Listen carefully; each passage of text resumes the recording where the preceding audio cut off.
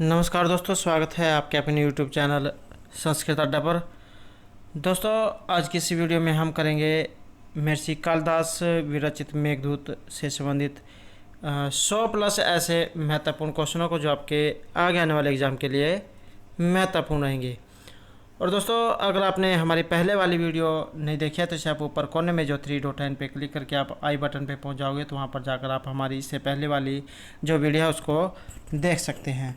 या जो हमारे चैनल की प्लेलिस्ट है वहां पर जाकर अब तक की जितनी भी वीडियो है इन सभी को आप देख सकते हैं। और दोस्तों, जितने भी क्वेश्चन हैं सभी एग्ज़ाम की दृष्टि से महत्वपूर्ण हैं, क्योंकि पहले जो एग्ज़ाम हुए हैं उनमें क्वेश्चन पूछे गए हैं। और अगर आपने अभी तक हमारे चैनल को सब्सक्राइब नहीं किया तो सब्सक्राइब कर ले और साथ में जो घंटी वाला आइकॉन है उसे जरूर दबाएं, जिससे जो आपको हमारे आने वाली जो वीडियो है उसकी नोटिफिकेशन मिलती रहेगी। और दोस्तों, वीडियो को लाइक, कमेंट और शेयर जरूर कीजिएगा और हमारे साथ अंत तक बने रहिएगा। दोस्तों, वीडियो कुछ लंबा हो सकते हैं, लेकिन जितने भी क्वेश्चन हैं सभी एग्जाम की दृष्टि से महत्वपूर्ण रहेंगे और हम जल्दी जल्दी इनको करने की कोशिश करेंगे। तो फर्स्ट क्वेश्चन है हमारा, मेघदूत के प्रारंभ में निम्न में से किस प्रकार का मंगलाचरण किया गया है? तो वचनात्मक, नमस्कार, वस्तु निर्देशात्मक या ये सभी। तो यहाँ हमारा जो राइट आंसर है रहेगा ऑप्शन सी, वस्तु निर्देशात्मक। और टीजीटी की जो परीक्षा हुई थी 2013 में, उसमें जो है क्वेश्चन पूछा गया था। और यहाँ पर आपको ये भी क्वेश्चन में अंदाज़ा लग जाएगा कि कौन सा क्वेश्चन एग्ज़ाम में कितनी बार पूछा गया है, इसलिए एग्ज़ाम की दृष्टि से सभी जो क्वेश्चन महत्वपूर्ण रहेंगे। नेक्स्ट है, कश्चित कांतविरह गुरुणा इत्यादि श्लोक में मंगलाचरण किस प्रकार का है? यहाँ पर मंगलाचरण किस प्रकार का है? आशीर्वादात्मक, नमस्क्रिया, क्रियात्मक या वस्तु निर्देशात्मक। और ये जो क्वेश्चन है 2016 का एग्ज़ाम हुआ था, उसमें पूछा गया था टीजीटी के एग्ज़ाम में। तो इसमें हमारा राइट आंसर है ऑप्शन डी, वस्तु निर्देशात्मक। और दोस्तों, अगर आप इन सभी क्वेश्चनों को देख लेते हैं और इस वीडियो को 2-3 बार भी अगर देख लेते हैं तो जितने भी मेघदूत के क्वेश्चन हैं सभी जो आपको इसी वीडियो में ही याद हो जाएंगे। तो नेक्स्ट क्वेश्चन है,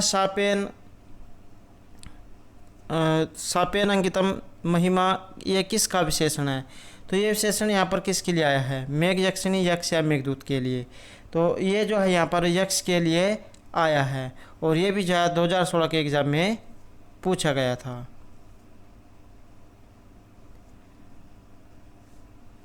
नेक्स्ट क्वेश्चन है, मेघदूत के रचयिता। तो भारवी, कालिदास और महर्षि भभूति या श्री हर्ष। 2011 के एग्ज़ाम में क्वेश्चन आया था। तो ये जो मेघदूत जो है इसके रचयिता हैं महर्षि कालिदास। तो कालिदास द्वारा रचित है मेघदूत और 2 खंडों में बटा हुआ है, पूर्व और उत्तर में, ये भी आपने याद रखना है। और इनकी अन्य रचनाएं नाटक में जैसे मालविका अग्निमित्रम और विक्रमोर्वशीय है और अभिज्ञान शकुंतलम है। काव्य ग्रंथ में कुमार संभव और रघुवंश रहेंगे। गीति काव्य मेघदूत और ऋतु संहार। तो ये आपने याद रखना है। अगला क्वेश्चन है,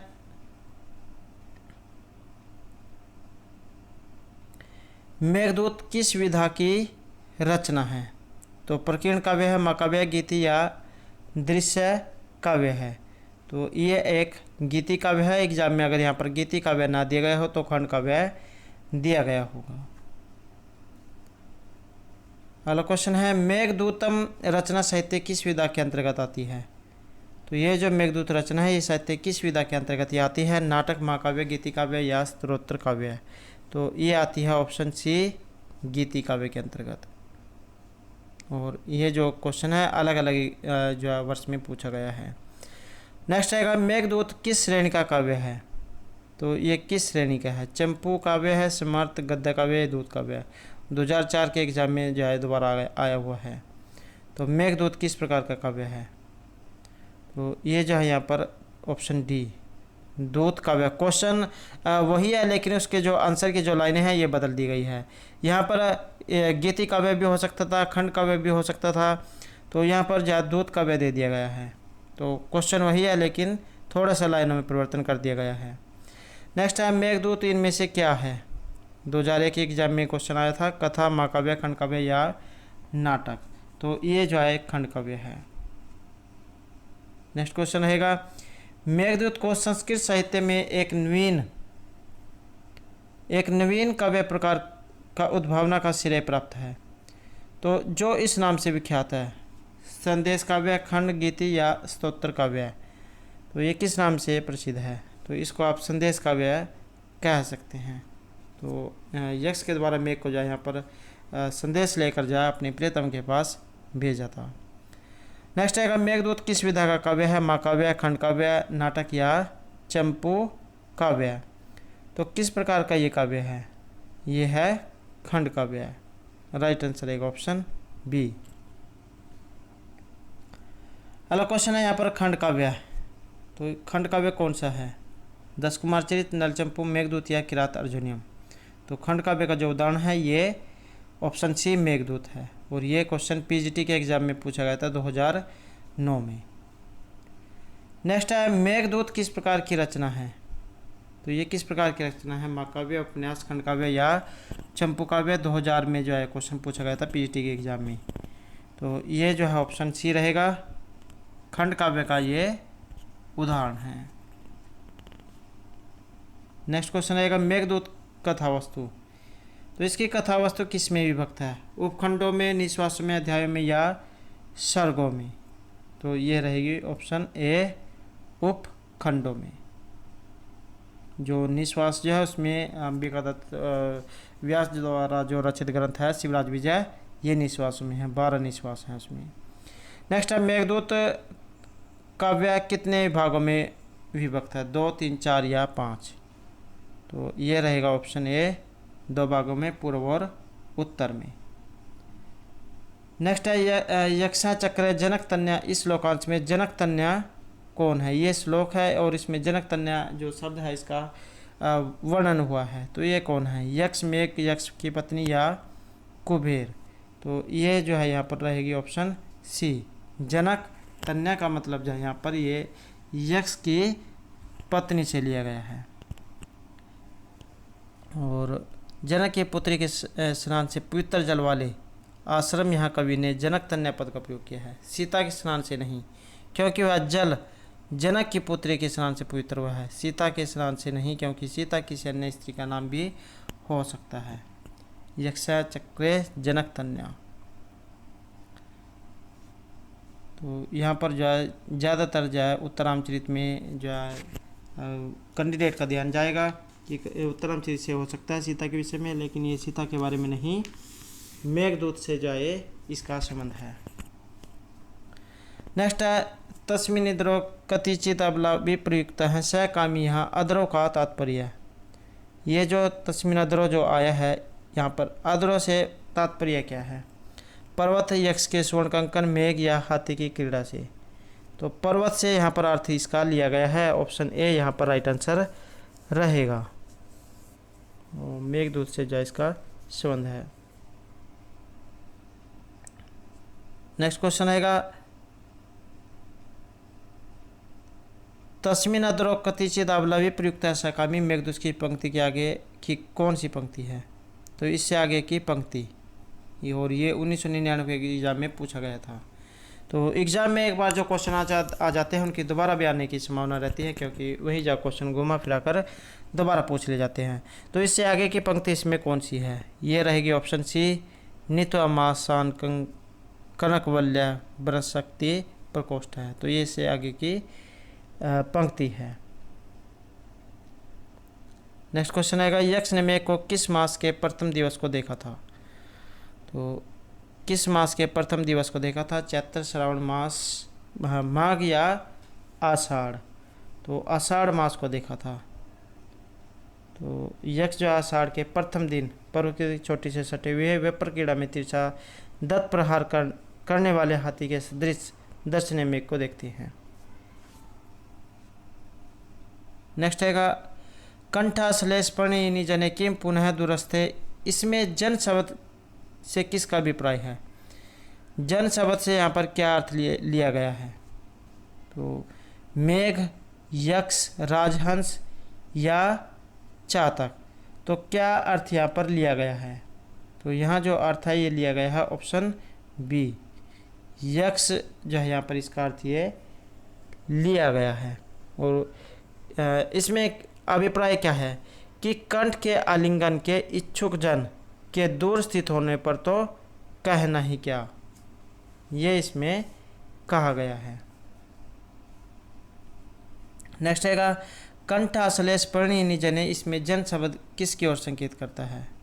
यही जो क्वेश्चन है दोबारा एग्जाम में पूछ लिया गया। 2004 का एग्ज़ाम था, उसमें क्वेश्चन दोबारा से पूछा गया था। तो यहाँ जो सी आंसर है ऑप्शन डी रहेगा, यक्स। नेक्स्ट है जिमुतेन। जिमुतेन शव कुशल में हरिशंति प्रवृत्ति प्रस्तुत श्लोकांश में जिमुतेन से अभिप्राय, ये जो जिमुतेन जो आया है इससे अभिप्राय यहाँ पर क्या लिया गया है। पवन से, तरंग से, शकुंतला से या यशोमती से। तो इसका अभिप्राय यहाँ पर मेघ से लिया गया है और मेघ यहाँ पर ऑप्शन में नहीं है, तो ऑप्शन यहाँ पर मेघ होगा, ऑप्शन बी। तो मेघ से जो इसका यहाँ पर अर्थ लिया गया है। नेक्स्ट क्वेश्चन है मेघदूत में धूम ज्योति सलिल मरुताम सन्निपात है, ये सूक्ति आपने सुनी होगी। तो ये इसमें किसकी ओर इशारा किया गया है। तो इसका जो संबंध है ये रहेगा ऑप्शन बी, मेघ से। तो धुआं, अग्नि, जल और वायु का सन्निपात अर्थात जो मिश्रण है मेघ से वह कामर्ता के कंठ संदेश ले जाने का निवेदन करता है। तो धुआं, अग्नि, जल, वायु इन सभी का मिश्रण जो है मेघ होता है। नेक्स्ट है धूम ज्योति सलिल मरुतम सन्निपात है भवती, तो इसे क्या कहा जाता है। ये यहाँ पर संस्कृत में पूछ लिया गया है। क्वेश्चन वही है 2018 के एलटी ग्रेड का एग्जाम था यूपीएससी का, उसमें क्वेश्चन पूछ लिया गया था संस्कृत में। तो क्वेश्चन वही है लेकिन उसमें हिंदी में, इसमें संस्कृत में है। तो ये ऑप्शन बी जो है यहाँ पर राइट आंसर रहेगा, मेघ। नेक्स्ट है धूम ज्योति सलिल मरुताम सन्निपात है कौ मेघ, प्रस्तुत श्लोकांश में सन्निपात है से अभिप्राय, ये जो सन्निपात जो आया है इसका अर्थ यहाँ पर क्या लिया गया है। मेघ के समूह से, मेघ के कालेपन से, जलयुक्त होने से या मेघ की परोपकारिता से। तो इसका अर्थ यहाँ पर ऑप्शन ए मेघ के समूह से लिया गया है। अगला क्वेश्चन है धूम ज्योति सलिल मरुताम सन्निपात है, ये किसके लिए आया है। तो ये आया है ऑप्शन डी, मेघ के लिए, और ये पीजीटी के एग्जाम में पूछा गया था। नेक्स्ट क्वेश्चन है कालिदास के अनुसार निम्नलिखित में से किससे मेघ का संपर्क नहीं है। तो मेघ का संपर्क इनमें से किसके साथ नहीं है। धूमर, ज्योति सलिल या वृक्ष से। तो वृक्ष के साथ नहीं है, वृक्ष का अर्थ होता है पेड़, पेड़ से मेघ का कोई संबंध नहीं होता। धूम, ज्योति सलिल इन सभी से मिलकर जो है धुआं, अग्नि, जल, वायु इनसे मिलकर मेघ का निर्माण होता है। नेक्स्ट है कालिदास के अनुसार कितने तत्वों की समष्टि से मेघ बनता है। तो कितने तत्व इसमें मिलकर मेघ बनते हैं। तो ये रहेंगे ऑप्शन बी 4, धुआं, अग्नि, जल और वायु। और ये भी जो क्वेश्चन है 2001 का एग्जाम हुआ था उसमें पूछा गया था। नेक्स्ट है मेघदूत में मेघ को कितने पदार्थों का सम्मिश्रण कहा गया है। तो कितने पदार्थ हैं, 4 पदार्थ हैं। नेक्स्ट है प्रकृति कृपणा चेतना चेतनेषु, तो यह सूक्ति है। तो यह इनमें से किसके बारे में कहा गया है। मूढ़जन, विद्वत जन, राजन या कामर्थ। तो जो कामर्थ जो व्यक्ति है उसके बारे में ये कहा गया है। काम पीड़ित लोग जड़ और चेतन पदार्थों के विषय में संभवतः दीन हो जाते हैं, अर्थात उन्हें यह जानने की सुध नहीं रहती कि कौन चेतन है और कौन जड़ है। प्राय अत्यधिक काम पीड़ित व्यक्ति अपना विवेक खो बैठते हैं और उन्हें जड़ चेतन में भी भेद प्रतीत नहीं होता है। प्राय काम पीड़ित व्यक्ति विरह के क्षणों में अपनी प्रिया के फोटो, वस्त्र आदि से बातें करते हैं। तो नेक्स्ट क्वेश्चन रहेगा मेघदूत में चेतन और अचेतन में भेद कौन नहीं समझ पाते हैं। प्रेमिका, कामर्थ, विलासी या तस्कर।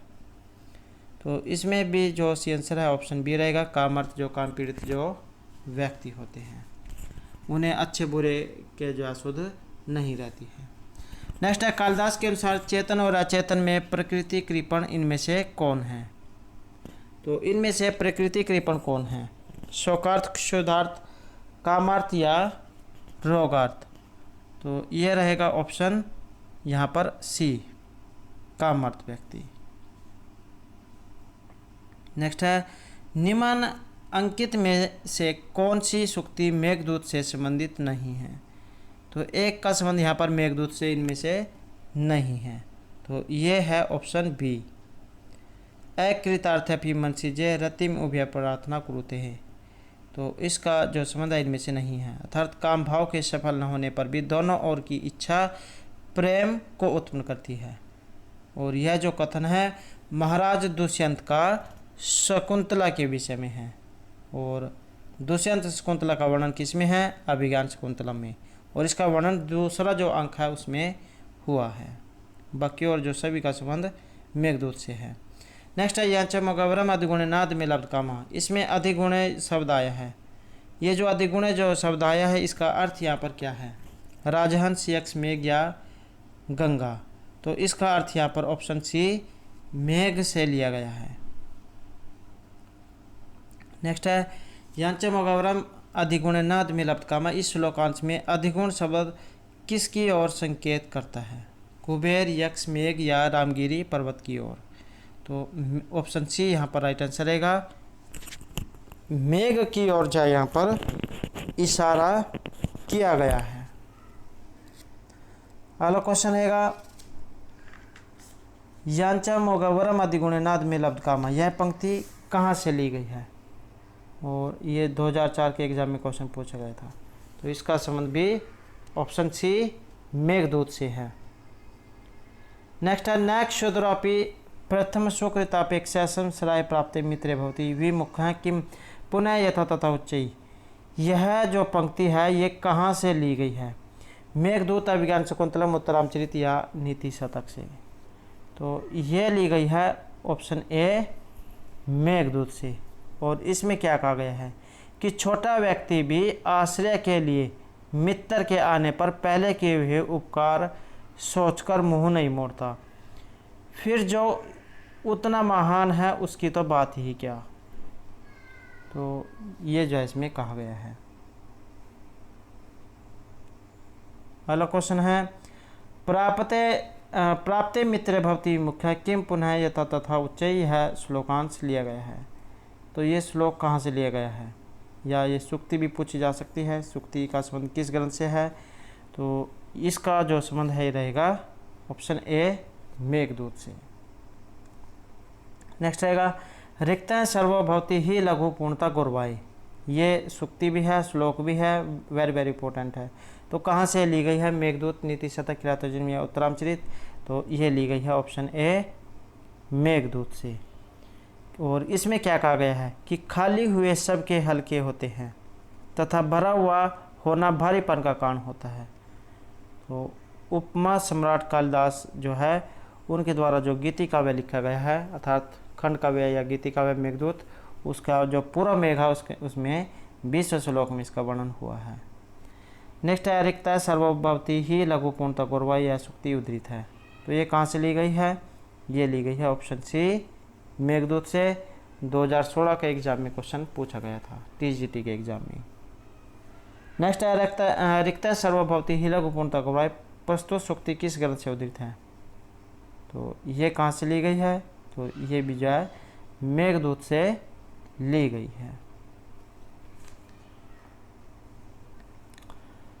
और नेक्स्ट है, रिक्ता सर्वभवति ही पूर्णता लघुवाई का संबंध किस ग्रंथ से है? तो इसका भी संबंध रहेगा ऑप्शन सी, मेघदूत से। और 2010 का पीजीटी का एग्जाम था उसमें पूछा गया था। नेक्स्ट है, सबसे अधिक लघु या हल्का इनमें से कौन होता है? तो सबसे लघु या हल्का, तो ये होता है ऑप्शन सी, रिक्त। रिक्त का मतलब जो यहाँ पर ये लघु या हल्का माना गया है। नेक्स्ट है, रिक्त सर्वभवति ही लघु पूर्णता गुरवाई, इसमें गंभीरता सूचक शब्द कौन सा है?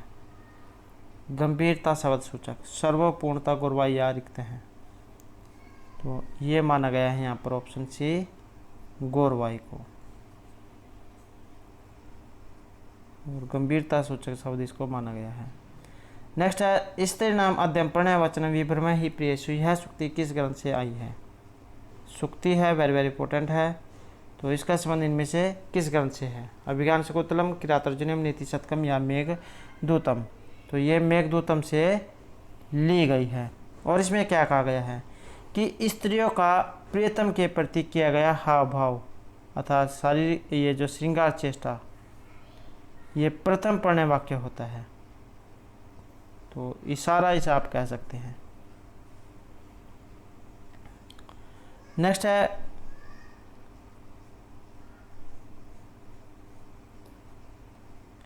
स्त्रियों का पहला प्रणय वचन क्या होता है? प्रणय वचन तो ये क्या होता है? ये रहेगा यहाँ पर ऑप्शन सी, विभ्रम प्रदर्शन करना। नेक्स्ट है स्त्रियों का आशबंधन कैसे होता है? स्त्रियों का आशबंधन इनमें से कैसे होता है? नवनीत सदृश, पाषाण, कुसुम या वज्र सदृश। तो ये जो है यहाँ पर ऑप्शन सी, कुसुम सदृश, फूल के समान कोमल बताया गया है। और आशा रूपी जो बंध जो होते हैं ये स्त्रियों के फूल के समान वियोग में शीघ्र नष्ट हो जाने वाले प्रेमी हृदय को प्रायः रोके रखता है अर्थात फूल के समान। तो यहाँ पर फूल के समान ये माना गया है कि स्त्रियों का जो हृदय जो होता है ये फूल के समान कोमल होता है। नेक्स्ट रहेगा संपत्स्यन्ते कतिपय दिन स्थायी हिंसा दशावर्णा। तो इस श्लोक में ये जो दशावर्णा जो आया है ये क्या है? ये जो दशावर्णा जो शब्द आया है ये क्या है? देश, पर्वत, नदी या यक्ष। तो ये रहेगा ऑप्शन ए, देश। अगला क्वेश्चन है मेघदूत में मेघ के मार्ग में इनमें से एक क्या नहीं है? तो नर्मदा नदी, विदिशा, उज्जैनी या अयोध्या। तो कौन सी नदी इनके बीच में नहीं है? ये रहेगी ऑप्शन डी, अयोध्या।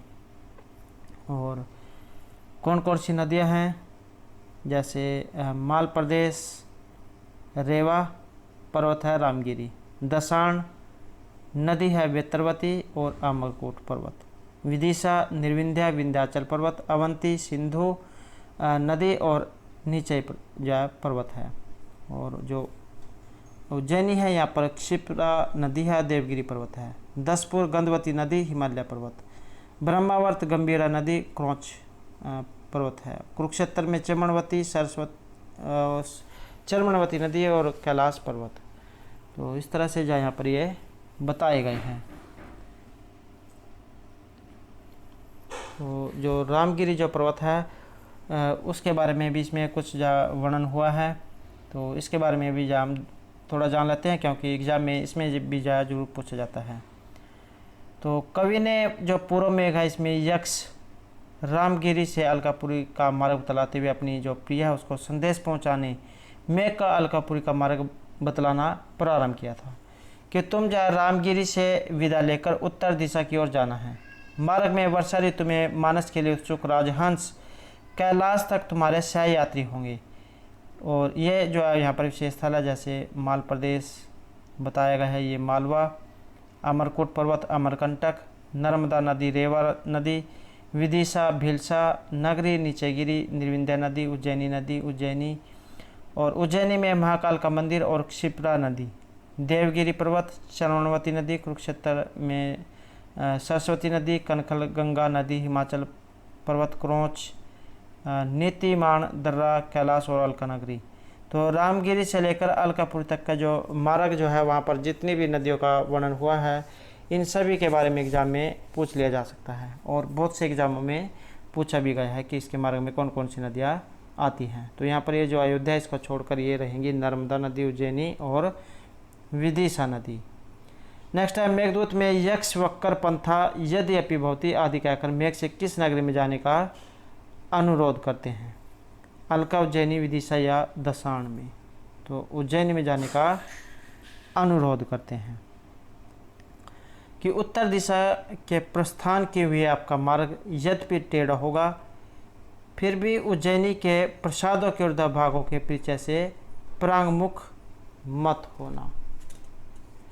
और जैसी परीक्षा थी 2009 में, उसमें क्वेश्चन पूछा गया था। अगला क्वेश्चन है वक्कर पंथः यद्यपि इत्यनेन नगरी ज्ञाता भवति। तो ये संस्कृत में पूछ लिया गया है। तो नगरी का किस नगरी का वर्णन हुआ है? अलकापुरी, उज्जैनी, विदिशा या अयोध्या। और ये जो क्वेश्चन है एलटी ग्रेड की परीक्षा थी 2018 में, उसमें पूछा गया था। तो इसमें भी जो राइट आंसर है यही रहेगा, ऑप्शन बी, उज्जैनी। नेक्स्ट है कालिदास ने वक्कर पंथः किसके लिए प्रयुक्त किया है? विदिशा नगरी, दशाण, उज्जैनी या अलकापुरी के लिए। तो आंसर ऑप्शन सी रहेगा, उज्जैनी के लिए। नेक्स्ट है इति आख्याते पवन तन्यम मैथिली उन्मुखी। सा से यहाँ पर तात्पर्य क्या है? सा से तात्पर्य सीता, विद्युत, यक्षिणी या पार्वती। तो ये है ऑप्शन सी, यक्षिणी। और इसमें यक्ष जो है ये मेघ से कहता है कि तुम्हारा परिचय हो जाने पर जिस प्रकार सीता जी ने हनुमान का सत्कार किया था, उसी प्रकार ऊपर की ओर मुख किए हुए उत्कंठा से विकसित होकर वह पवन पुत्र को सीता के समान तुम्हें देखकर और आदर करके आगे सावधान होकर सुनेगी। तो इसमें जो है ये भी पूछ लिया जा सकता है कि कौन किसको कह रहा है। तो यक्ष जो है इसमें मेघ से ये बात कह रहा है। नेक्स्ट रहेगा तन्वी, श्यामा, शिखरी, दसना, पको, बिंब, अधरोष्ठी। इसमें विशेषण प्रयुक्त हुआ है। तो किस विशेषण का इसमें प्रयोग हुआ है? शकुंतला, यक्षिणी, कादम्बरी या सीता के लिए। तो इसमें यक्षिणी के लिए प्रयोग हुआ है।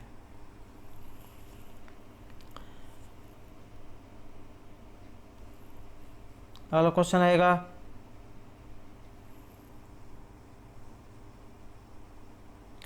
विद्युतवंतम ललित वनिता। यह पंक्ति संबंधित है। ये पंक्ति कहाँ से ली गई है? चंपू काव्य, गीति, मुक्तक या महाकाव्य से। तो ये कहाँ से ली गई है? तो ये गीति काव्य से ली गई है। एग्जाम में आपने उलझना नहीं है, चाहे गीति काव्य हो या खंड काव्य, उसका संबंध मेघदूत से है। नेक्स्ट है निश्चय गस्ती ऊपरी च दशा चक्कर नेमि क्रमेण। यह वचन किस ग्रंथ से लिया गया है? ये सूक्ति भी आप इसे कह सकते हैं। तो ये वचन यहाँ पर कहाँ से लिया गया है? तो इसका संबंध रहेगा ऑप्शन डी, मेघदूत से। तो मेघदूत से ये लिया गया है। 2013 का एग्ज़ाम था, तो उसमें क्वेश्चन पूछा गया था कि, और इसमें क्या कहा गया है कि पहिए के किनारे के क्रम से नीचे की ओर ऊपर जाती रहती है। तो चक्कर नम्य क्रमेण इस पद में कवि ने इस जो लौकिक सत्य है इसकी ओर इसका उद्घाटन किया है। जिस प्रकार रथ जब चलता है तो पहिए का किनारा जो भूमि को स्पर्श करता है वह ऊपर चल जाता है, और जो ऊपर होता है वह घूमते हुए नीचे चल जाता है। वैसे ही मनुष्य की दशा भी सुख और दुखों से भरी है। कभी उसमें सुख आते हैं तो कभी दुख आते हैं। तो ये इसमें वर्णन हुआ है। नेक्स्ट है कस्य अत्यंतम सुखम उपनतम दुखम एकांततः व नीचे गस्ती ऊपरी च दशा चक्कर नेमि क्रमेण। यह श्लोकांश का संदेश क्या है? किसके बारे में ये वर्णन हुआ है? तो ये रहेगा ऑप्शन सी, सुख दुख परिवर्तनशील हैं। कभी सुख आते हैं मनुष्य के जीवन में तो कभी दुख आते हैं। तो एक जो पहिया जो होता है उसके माध्यम से जो है यहाँ पर ये संदेश दिया गया है कि पहिए का जो सिर होता है कभी ऊपर आता है तो कभी नीचे आता है। नेक्स्ट है विंध्याचल के तलहटी में बहने वाली नदी इनमें से कौन सी है? गंगा, नर्मदा, रीवा या व्यास। तो ये है ऑप्शन बी, नर्मदा नदी। और इसका जो दूसरा नाम रेवा नदी है, और इसका जो उद्गम स्थल है ये विंध्याचल पर्वत है। और अमरकोट जो पर्वत है वहाँ से ये निकलती है। और भारत के जो पवित्र जो 7 नदियाँ हैं उनमें से एक मानी जाती है। नेक्स्ट रहेगा मेघदूते विंध्याचल तले परसरिता का नदी वर्णिता। ये यहाँ पर संस्कृत में पूछ लिया गया है, और यूपीएससी के एग्जाम में संस्कृत में पूछा गया है। तो रेवा, चमनवती, शिप्रा या गंधवती। राइट आंसर है ऑप्शन ए रेवा नदी। अगला क्वेश्चन है हमारा, पूर्व मेघ में विंध्याचल की तलहटी में बिखरी हुई किस नदी का वर्णन है? तो पूर्व मेघ विंध्याचल की जो तलहटी है इसमें बिखरी हुई किस नदी का वर्णन है? रेवा, चमनवती, शिप्रा या गंधवती का? तो इसमें हुआ है ऑप्शन ए रेवा नदी का। नेक्स्ट है शापंतो में भुजंग सेन आदु थे सरंग पाणु। यहाँ पर ये जो सरंग पाणु जो आया है इसका अर्थ यहाँ पर क्या लिया गया है? तो इसका राइट आंसर ऑप्शन सी रहेगा, भगवान विष्णु से। तो भगवान विष्णु जो है इनके धनुष का नाम है सारंग। तो वे ऐसे व्यक्ति जो इसे हाथ में धारण करते हैं उसे सारंग पाणी कहा जाता है। जैसे चक्कर पाणी, चक्कर को हाथ में धारण करने वाला ऐसा कोई व्यक्ति। तो इसी तरह यहाँ पर यह अर्थ लिया गया है। तो नेक्स्ट क्वेश्चन है, मेघदूत काव्य में नायक विरही यक्ष को किस कारण से अपनी नायिका से दूर जाना पड़ा था? तो इनके अलग होने का इनमें से क्या कारण था? तो इसमें कारण था ऑप्शन सी, अपने कर्तव्य पालन में भूल करने के कारण। तो उनका जो ताज़ा जो विवाह था वो, और उनको जो अपने जो कर्तव्य जो था फूल जो उन्हें सुबह सुबह कुबेर को अर्पित करने होते थे, तो इस कारण से जो है सुबह नहीं उठ पाते थे और जो सुबह वाला काम है उसे शाम को ही कर देते थे। तो एक दिन जब उनकी चालाकी का पता लग जाता है और उनको शाप दे दिया जाता है। तो ये जो इसमें वर्णन हुआ है। नेक्स्ट है, मेघदूत में मेघ को किस नदी से जल ग्रहण करने की सलाह दी गई है? यमुना, नर्मदा, जाह्नवी या गोदावरी नदी से? तो यहाँ पर रहेगा right answer option B, Narmada नदी से। कि हे मेघ, जब तुम वर्षा कर चुके होंगे तो विंध्याचल के चरणों में बलखलाती रेवा नदी या जो नर्मदा नदी है उससे जल का पान करके पूर्ण हो जाओगे, जिससे वायु तुम्हें उड़ा न सकेगी। नेक्स्ट है, मेघदूत में किस राजा का उल्लेख हुआ है? चंद्र प्रद्योत, उदयन, विक्रमादित्य या बिंबिसार का? तो इसमें जो राजा जो उदयन है इनका वर्णन हुआ है। नेक्स्ट क्वेश्चन रहेगा, उज्जैन में स्थित शिवलिंग का नाम? तो उज्जैन में शिवलिंग है इसका नाम क्या है? वैद्यनाथ, महाकाल, मार्कंडेय या विश्वनाथ? तो इनका जो नाम है रहेगा ऑप्शन बी, महाकाल। तो उज्जैन में है महाकाल का मंदिर। अगला क्वेश्चन रहेगा, मेघदूत में वर्णित पुष्कर आवर्तक कौन है? ये जो पुष्कर आवर्तक जो यहाँ पर आया है ये इनमें से किन का नाम है? मेघों का कुल, अलकापुरी का मेघ, मेघ का निवास स्थान या यक्ष का विशेष दूत? तो ये है ऑप्शन ए, मेघों का कुल। अगला क्वेश्चन है, राजहंस कहाँ जाने को उत्सुक होते हैं? कैलाश पर्वत, वैकुंठ, मानसरोवर या स्वर्गलोक में? तो सी आंसर रहेगा ऑप्शन सी, मानसरोवर। तो राजहंस जो है मानसरोवर जाने को उत्सुक होते हैं। और ये जो मानसरोवर जो है ये हिमालय के ऊपर और कैलाश पर्वत पर स्थित है। और ऐसा माना जाता है कि इसको ब्रह्मा ने अपने मन से बनाया है, इसलिए इसे मानस या ब्रह्मासर भी कहा जाता है। और वर्षा काल से भिन्न समय में मानसरोवर हिम से दूषित हो जाता है, इसलिए वर्षा काल में ही राजहंस मानसरोवर जाते हैं तथा शरद ऋतु के आगमन के साथ ही मैदानों में आ जाते हैं। राजहंस एक श्वेत पक्षी होता है जिसकी चोंच और पैर लाल होते हैं। कैलाश पर्वत हिमालय के उत्तर में स्थित है, यहीं शिव और पार्वती का निवास स्थान माना गया है।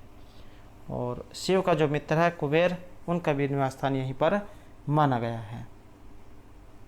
अगला क्वेश्चन रहेगा, मेघदूत के अनुसार कैलाश तक मेघ का जो सहयात्री है ये इनमें से कौन है?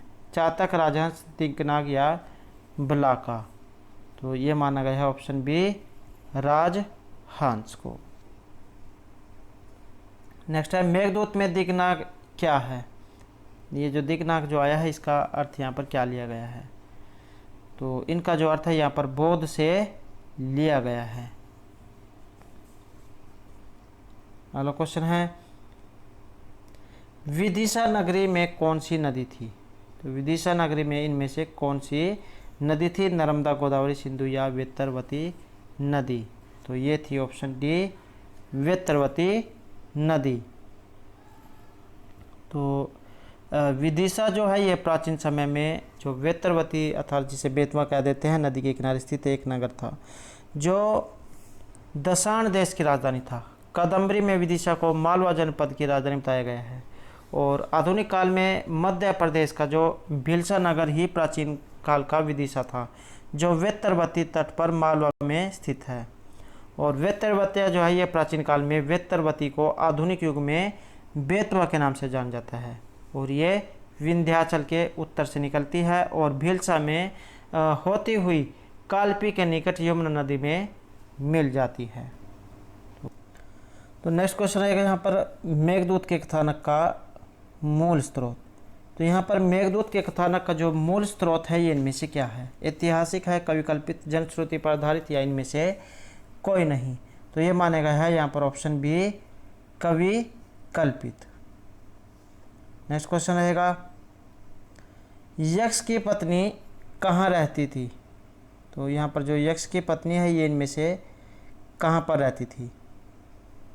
तो यहाँ जो हमारा राइट आंसर है रहेगा ऑप्शन डी, अलका जो पुरी है वहाँ ये रहती थी।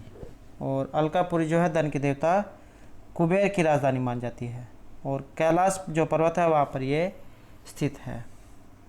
तो ये जो टीजीटी की परीक्षा थी उसमें एग्जाम में जो है क्वेश्चन पूछा गया था। नेक्स्ट है विरहिणी यक्षिणी कहाँ निवास कर रही थी? क्वेश्चन वही है लेकिन लाइन जो है उसकी थोड़ी बदल दी गई है। तो कहाँ पर निवास करती है? तो इसमें भी जो हमारा राइट आंसर रहेगा ऑप्शन सी, अलकापुरी में। नेक्स्ट है मेघदूत में किस नगरी का उल्लेख मिलता है? तो कौन सी नगरी है जहाँ पर इसका उल्लेख मिलता है? अयोध्या, कांची, अलका या मथुरा? तो ये रहेगा ऑप्शन बी, अलका जो नगरी है उसका वर्णन मिलता है। और ये जो क्वेश्चन है आपको इसी वीडियो में ही सभी याद हो जाएंगे। तो नेक्स्ट क्वेश्चन है किस काव्य में अलकापुरी का वर्णन हमें प्राप्त होता है? तो मेघदूत जो ग्रंथ है उसमें प्राप्त होता है। नेक्स्ट है कैलाश पर्वत में कौन सी नगरी बसी हुई है? तो ये जो कैलाश पर्वत में नगरी, तो इसमें कौन सी नगरी है? अलकापुरी, द्वारका, पाटली या उज्जैनी? तो इसमें भी जो है राइट आंसर ऑप्शन ए रहेगा, अलकापुरी। अगला क्वेश्चन रहेगा मेघदूत की यक्षिणी शाप दिवसों की गणना किसके साथ करती है? पुष्पों से, लेखनी, मणियों या अन्य कणों से? तो शाप दिवसों की जो गणना है ये किसके साथ करती है? तो ये करती है ऑप्शन ए, पुष्पों के साथ। नेक्स्ट क्वेश्चन रहेगा मेघ की यात्रा के समय वाम पार्श्व में किसकी ध्वनि होती है? राजहंस, बिलाका, चातक या शुक की? तो ये होती है ऑप्शन सी। तो मेघ की यात्रा के समय वाम पार्श्व में चातक की ध्वनि होती है। अगला क्वेश्चन रहेगा मेघदूत के प्रथम श्लोक में वर्ष भोग्यन शब्द आया है। तो ये जो वर्ष भोग्यन जो शब्द आया है यहाँ पर न का अनय करने वाला सूत्र कौन सा बताया गया है? तो ये बताया गया है ऑप्शन डी, कुमतीज। नेक्स्ट है यक्ष के विरह का कितना समय बीत चुका है? 4, 8, 10 या 2 माह? तो ये बीत चुके हैं ऑप्शन बी, 8 माह। नेक्स्ट है मेघदूत में यक्ष ने शापांत की अवधि मानी है। तो शाप के अंत की अवधि में कितनी मानी गई है? 3, 4, 2 या 1 माह? तो शाप के जो अंत की अवधि मानी गई है ऑप्शन बी, 4 महीने। नेक्स्ट है मेघदूत में शाप को कितने वर्ष का शाप दिया गया था? तो 2, 3, 4, 1 तो 5 कितने भी आ सकते हैं। तो कितने वर्ष का इनको शाप यहाँ पर दिया गया था? तो 1 वर्ष के जो शाप है इनको दिया गया था। किसके द्वारा? अलकापुर के स्वामी कुबेर के द्वारा। क्यों? अपना कार्य उत्तरदायित्व के साथ न निभाने के कारण। नेक्स्ट है यक्ष को कितनी अवधि के लिए अपनी पत्नी से दूर रहना था? 1 साल, 2, 6 या आजीवन? तो इसमें आप साफ भी कह सकते हैं, बात एक ही है। तो 1 साल के लिए जो इनको शाप दिया गया था। नेक्स्ट, यक्ष का प्रवास कितने दिनों का था? तो कितने दिनों का था? ये था ऑप्शन सी 1 वर्ष का। नेक्स्ट है, यक्ष के प्रवास की अवधि क्या थी? दोस्तों क्वेश्चन वही है, लेकिन उसमें जो शब्द है उनको बदल दिया गया है प्रत्येक वर्ष में। तो यक्ष के प्रवास की अवधि, तो ये कितनी थी? ये थी ऑप्शन ए 1 वर्ष। नेक्स्ट है, मेघदूत में यक्ष के शाप के अवसान का दिन। आपने जो है शब्द को देखकर उलझना नहीं है, तो यहाँ पर अवसान का दिन पूछा गया है। तो यक्ष के शाप के अवसान का दिन इनमें से कौन सा था? तो इसमें हमारा राइट आंसर है ऑप्शन डी, देव प्रबोधिनी एकादशी। नेक्स्ट आएगा, मेघदूत के अनुसार यक्ष के शाप अंत की तिथि। अवधि हो या तिथि हो, इनका अर्थ एक ही है, शाप अंत की तिथि। तो ये मानी गई है ऑप्शन बी, देव प्रबोधिनी एकादशी। यक्ष को शाप दिया है इंद्र, नारद, कुबेर या दुर्वासा ने। तो यक्ष को जो शाप है ये कुबेर के द्वारा दिया गया था। नेक्स्ट है, मेघदूत में यक्ष शापित है किन के द्वारा? ऑप्शन ए, कुबेर के द्वारा। नेक्स्ट आएगा, मेघदूत में यक्ष को किसने अभिशाप दिया? तो अभिशाप दिया गया है, अर्थ वही है, आपने इसमें नहीं उलझना है। तो मेघदूत में यक्ष को अभिशाप किसके द्वारा दिया गया? तो ये दिया गया था ऑप्शन डी, कुबेर के द्वारा। नेक्स्ट आएगा, यक्ष का स्वामी कौन था? तो कौन था? ऑप्शन ए, यक्ष के स्वामी थे कुबेर। नेक्स्ट है, मेघदूत में अभिशप्त यक्ष कहाँ के निवासी बने हैं? तो इसमें इसको आप इस तरह से भी जान सकते हैं कि जब यक्ष को शाप दिया गया था तो कहाँ जाकर रहने लगे थे। तो कहाँ पर रहने लगे थे? ये रहेगा ऑप्शन सी, रामगिरी पर्वत पर। और 1 वर्ष का जो इनको शाप दिया गया था। और ये जो रामगिरी जो है मध्य प्रदेश का जो रामगढ़ पर्वत है उसको रामगिरी पर्वत माना गया है। अगला क्वेश्चन है, मेघदूत में अभिशप्त यक्ष कहाँ रहता था? तो कहाँ पर रहता था? ये रहेगा ऑप्शन डी, रामगिरी पर्वत पर। क्वेश्चन वही है लेकिन थोड़ा सा बदला गया है। और दोस्तों इसमें जितने भी 100+ क्वेश्चन है सभी आपको इसी वीडियो में ही याद हो जाएंगे। अगर आप इसको 1-2 बार देख लेते हैं तो आपको इनमें से एक भी क्वेश्चन ऐसा नहीं है जो इसे आप भूल जाओगे। तो यक्ष का प्रवास किस पर्वत पर था? तो ये था ऑप्शन सी, रामगिरी पर्वत पर। नेक्स्ट आएगा, कुबेर के द्वारा यक्ष के शाप दिए जाने पर वह किस पर्वत पर जाकर रहने लगा था? तो ये था ऑप्शन डी, रामगिरी पर्वत। नेक्स्ट है, विरही यक्ष कहाँ निवास कर रहा था? तो ये यहाँ पर विरही पूछा गया है। विरही यक्ष अर्थात जिसे जो शाप दे दिया गया था, जो अपनी प्रियतम से अलग हो गया था। तो ये था ऑप्शन डी, रामगिरी पर्वत। नेक्स्ट आएगा, मेघदूत तस्य अभिशप्तः यक्षः कुत्र निवासी। ये यहाँ पर संस्कृत में पूछ लिया गया है। तो क्वेश्चन वही है, तो कहाँ पर निवास करता था? तो ये है ऑप्शन सी, रामगिरी पर्वत पर।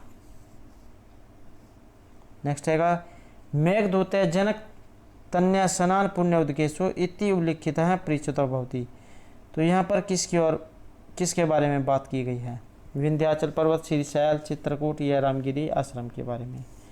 तो यहाँ पर भी जो वर्णन है ये रहेगा ऑप्शन डी, रामगिरी आश्रम का। यूपीएससी एलटी ग्रेड के एग्जाम में क्वेश्चन पूछा गया था संस्कृत में।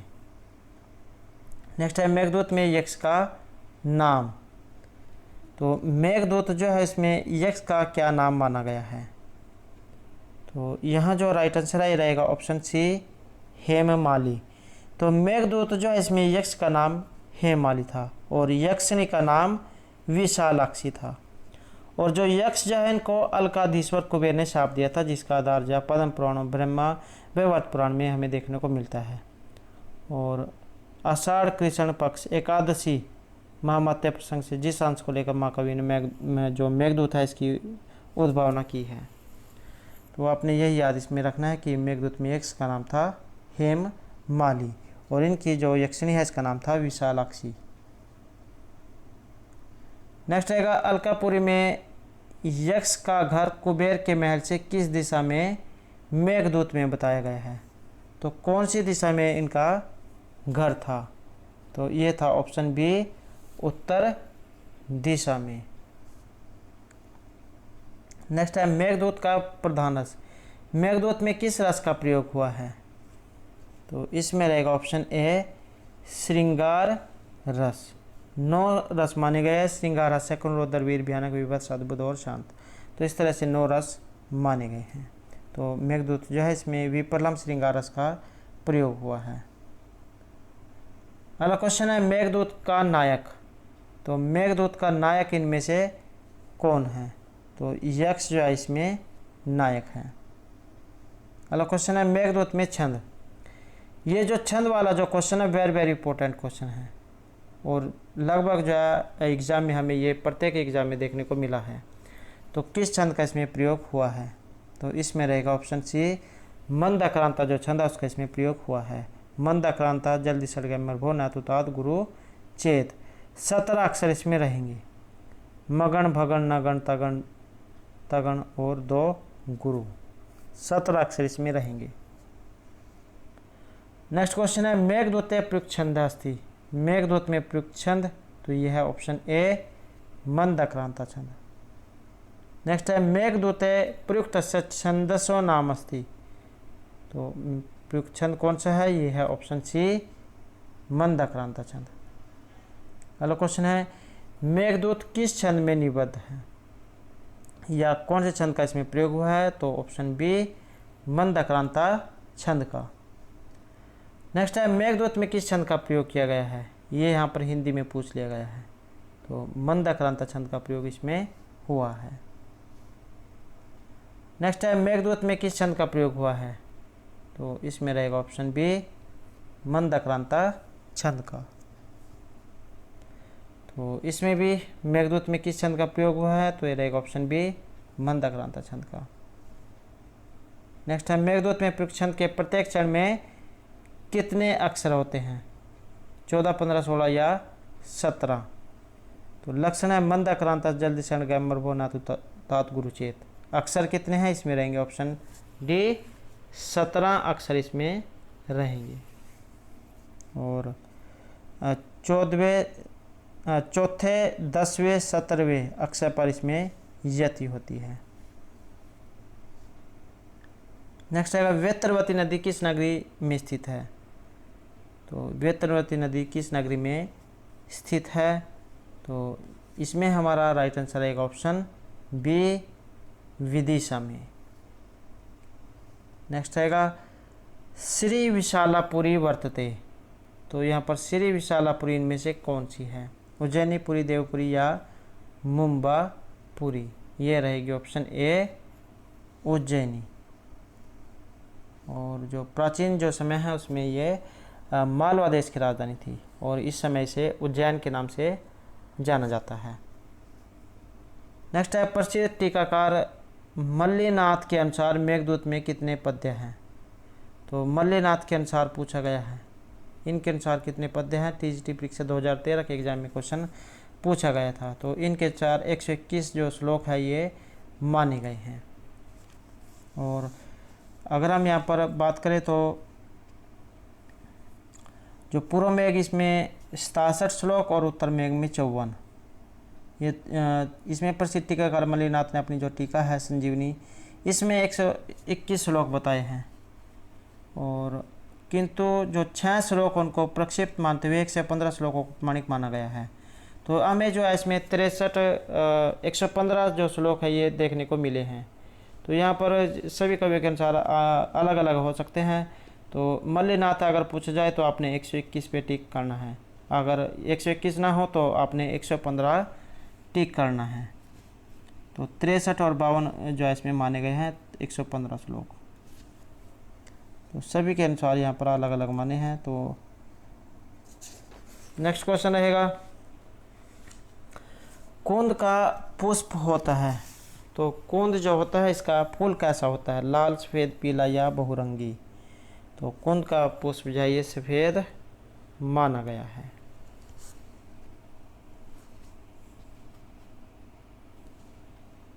नेक्स्ट रहेगा, सूली का अर्थ। ये जो सूली जो है इसका अर्थ क्या है, इसका अर्थ यहाँ पर ऑप्शन बी, भगवान जो शिव है उनसे माना गया है। नेक्स्ट रहेगा सफ़र। सफ़र का अर्थ क्या है, तो सफ़र से जो अभिप्राय है लिया गया है यहाँ पर ऑप्शन सी, जल में चमकने वाली एक छोटी सी मछली से। नेक्स्ट है कांतोदंत का अर्थ। तो कांतोदंत का अर्थ यहाँ पर क्या होता है, तो इसका अर्थ रहेगा ऑप्शन सी, प्रियतम के वृतांत से। नेक्स्ट रहेगा कृतांत का अर्थ।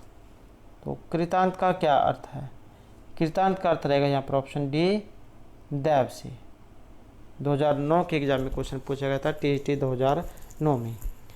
तो दोस्तों ये थे हमारे आज के यहाँ पर मेघदूत से संबंधित कुछ महत्वपूर्ण क्वेश्चन जो आपके आगे आने वाले एग्जाम के लिए महत्वपूर्ण होंगे। और दोस्तों अगर आपने अभी तक हमारे चैनल को सब्सक्राइब नहीं किया तो सब्सक्राइब कर लें, साथ में जो घंटी वाला आइकॉन है उसे जरूर दबाएं, जिससे आपको हमारे आने वाली जो वीडियो उसकी नोटिफिकेशन मिलती रहेगी। और दोस्तों नेक्स्ट वीडियो में हम नेक्स्ट पार्ट करेंगे, तो हमारे साथ बने रहिएगा। और दोस्तों वीडियो को लाइक, कमेंट और शेयर जरूर कीजिएगा। और दोस्तों हमारे साथ अंत बनाने के लिए धन्यवाद।